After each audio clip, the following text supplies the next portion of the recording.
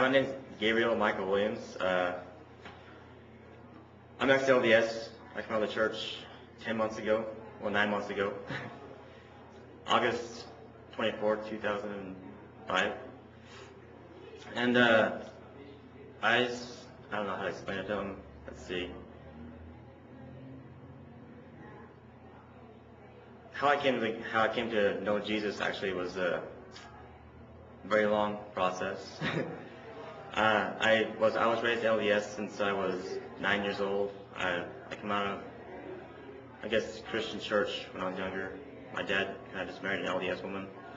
She got us into the church, and his kids, us, got baptized in church, and from there did our thing. And he really wasn't baptized until later, but anyways, back to me. I was your typical LDS person. I'm like the Peter priesthood. I went to primary. I went to what do they call those? Like class they teach you to. Anyways, I was in Cub Scouts and everything else, and just trying to do what I could, just to basically please God.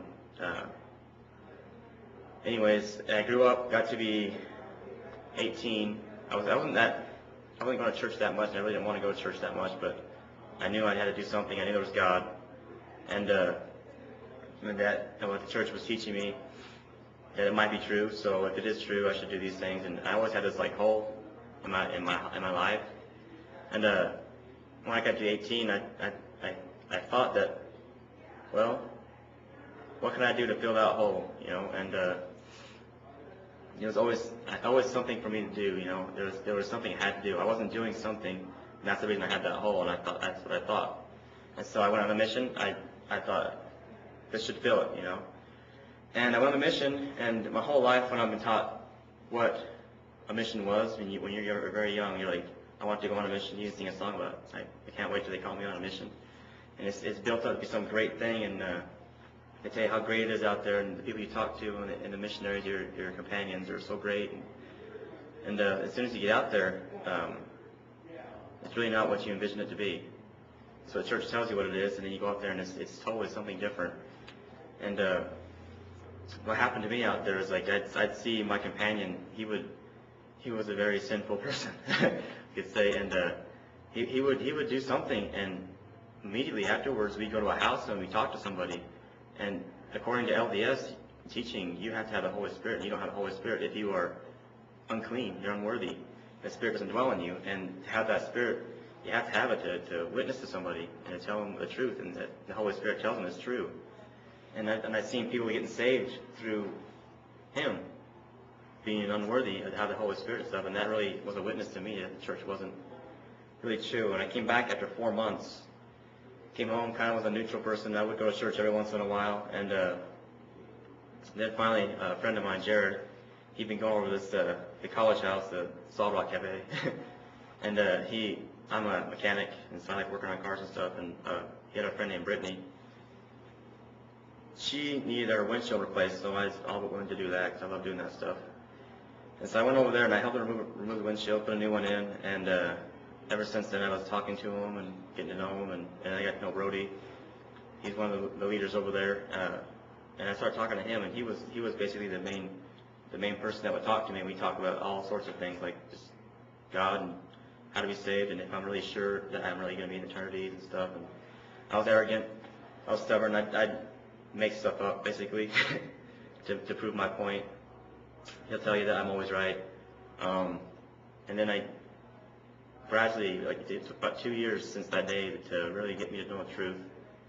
It ended up being one night, and he got done talking to me, and I was still kind of as they have to call it, the scales were coming off, and I was getting to understand a little bit. And then a good friend of mine, Sean Wagner, I'd talked to him for a while too, and he came up with some documents on temples from Sandra Tanner, and I didn't think anything of it at first, and I started looking at them, and I have been to the temple and everything. I know the rituals and all the things they do in there, and the signs I see all over, and it did creep me out when I was in the temple. Just that, then seeing that, it topped it off. It's like, wow, this really isn't true. The church of no one could be true. And so I went and I studied on the internet a little more about that. And that night, I wanted nothing to do with the church. I even called my dad and told him, I don't want anything to do with the church. And he was like, wow, I told you they're going to do this to you. and that night, I prayed to God, and I said to ask him to save me, and he did. And it shocked my good friend Brody, because he said that night he prayed and he talked to God, and he said, this is the last time I talked to him, because he's just so stubborn, and like, I just give it all to you. You can do what you need to do, And he was very shocked the next day that I told him that I'm saved. And after that, I've been talking to my dad, and he just thinks I'm basically in the stage of my life that I'll get through it eventually. He told me that I talked to him about I bring that documents over to the Senator Tanner had me, and as soon as he's seeing, he's like, oh, Senator Tanner, she's very anti-Mormon and anti-this and anti-that, and I was like, well, look at it, don't just call it anti-Mormon, read it and really look at what it really says, and he's just so blind he doesn't see it. And I'm still working on I gradually got to the point to where I wanted to get my name off the rolls of the church, and I asked anybody. I asked a good friend of mine, Steve, because he got his name off, and I asked him how he did it. And he went to a site. I think the site was called MormonNoMore.org. And you go in there, and they'll give you an actual written out letter, and all I have to do is sign your name to it, and it's a legal document.